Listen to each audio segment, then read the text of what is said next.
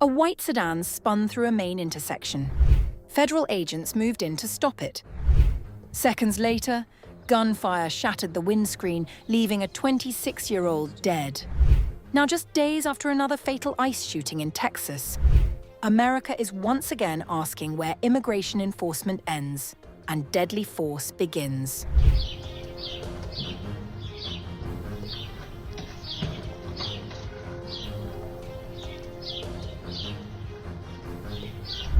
A white sedan spun in circles at a Maine intersection.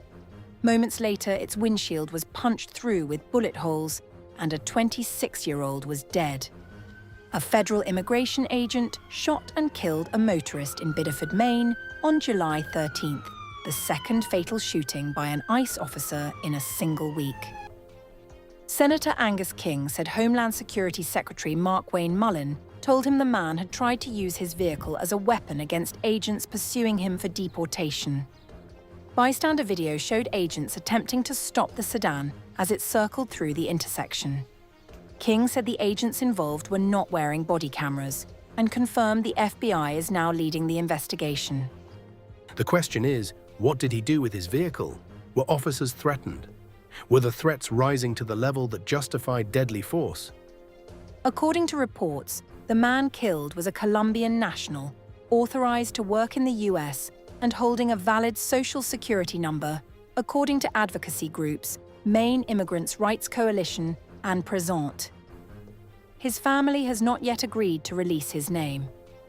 We are grieving, we are furious, and we will not allow his death to be treated as routine or inevitable. By the afternoon of July 13th, dozens of demonstrators had gathered near the scene, carrying signs condemning the agency's presence in the state. Governor Janet Mills confirmed she had been briefed on the shooting, with state police now working alongside the Attorney General's office and federal investigators to establish what happened. The shooting in Biddeford requires a full and impartial investigation of what happened. It is my understanding that the Biddeford police have secured the site and that the FBI is investigating. The shooting is at least the 9th death linked to encounters with federal immigration officers since the Trump administration's deportation crackdown began, and the second inside a week following a fatal shooting in Houston. The timing is no coincidence. Between June 26th and 30th alone, ICE arrested more than 10,000 people nationwide.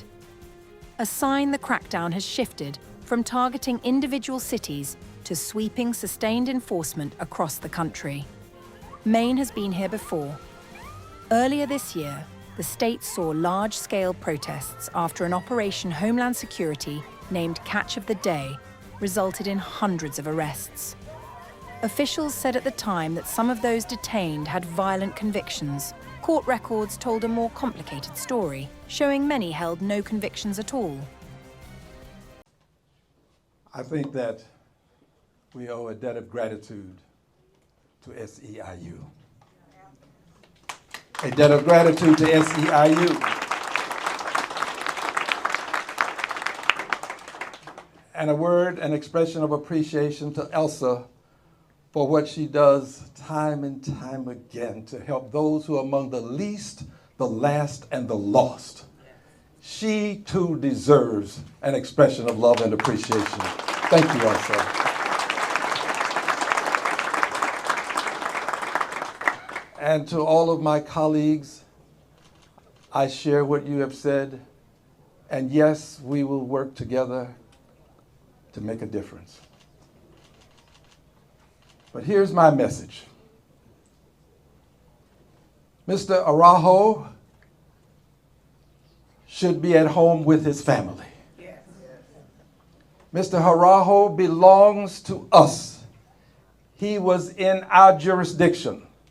The Constitution of the United States of America applies to him to the same extent that it applies to me and anybody else in this country. He deserves justice for what has happened to him and what is going to happen to his family. Justice. And where there is no justice, there is no peace. No justice, no peace. No justice, no peace. No justice, no peace. By the way, That doesn't mean that we plan to burn anything or break anything. But it does mean that we are going to peacefully protest a life that has been taken without cause. I said it. And I'm going to say something else. I believe that there's an attempt to cover up what has happened, and we must stand up to prevent a cover-up.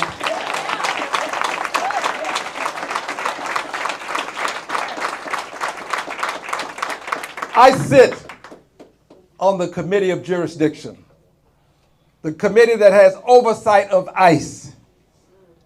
I sit there, and I can tell you that we have not received justice for Ms. Good. We have not received justice for Mr. Petty.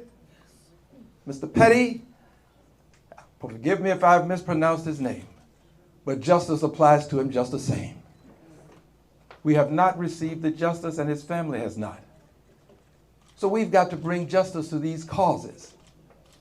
And we can do it in many ways.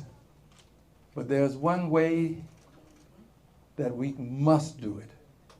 And that is to realize that ICE must go. ICE must go. ICE must go. ICE must go. ICE must go. ICE must go. ICE must go. But that's not enough. It's not enough. That's not enough. Trump is the head of the ICE snake. He is the head. And we have a responsibility to deal with the head, not in a violent way, not to harm him physically, but to do what the law allows us to do. And I tell you, I have the courage and the will to do it. I will bring articles of impeachment against Donald John Trump. He must be impeached. Impeach Trump. Impeach Trump. Impeach Trump. Impeach Trump. Yes. And finally, while I've said a lot that applies to Trump and to ICE, I'm going to say something that applies to each of us now. Friends, we have to vote. Yes. We have to vote. Yes. We have to vote. Yes. If we don't vote, we do ourselves, our ancestors, and posterity a disservice. Yes. We must vote like we've never voted before. Amen. We must vote.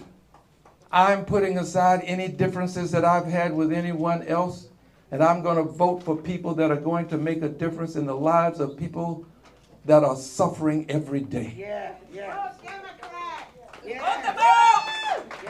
I heard someone say, vote Democrat. I second that emotion. All in favor say aye. Aye. Vote Democrat. You know that Democrats are the people who are fighting for the people who live in the streets of life. Yes.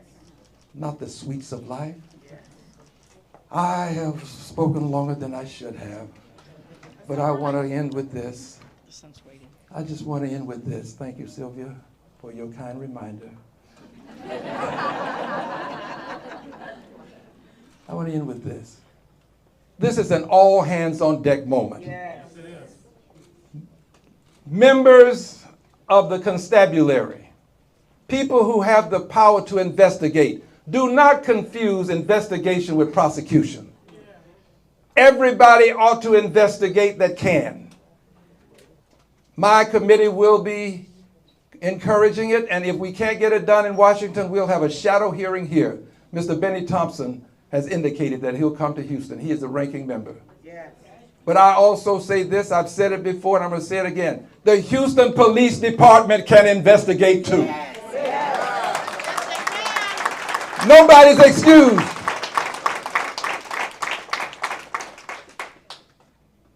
I'm a liberated Democrat.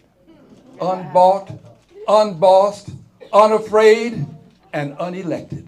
God bless you. Thank you.